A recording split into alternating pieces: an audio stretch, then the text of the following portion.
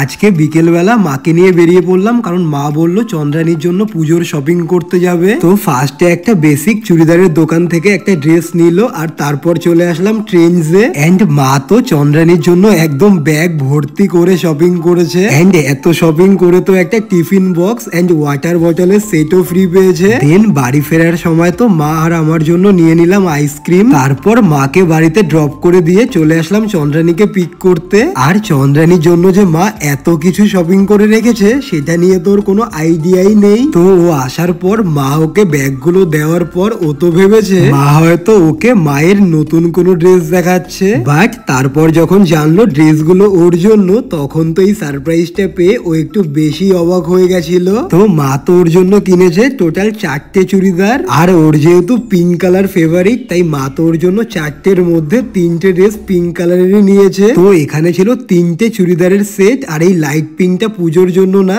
Just এমনি পরার জন্য। তো ম্যাডামের তো প্রত্যেকটা ড্রেসই দারুণ পছন্দ হয়েছে। দেন চন্দ্রানী তো আবার আসার সময় সবার জন্য বিরিয়ানি নিয়ে এসেছিল, আর আমি অল্প খাবো বলেছি বলে নিজেরাই বড় প্লেটে বেশি করে নিয়ে আমায় দিয়েছে এই ছোট্ট প্লেটে। তো তারপর সবাই মিলে গল্প করতে করতে বিরিয়ানি খাওয়াটা এনজয় করলাম। তো চলো বাই।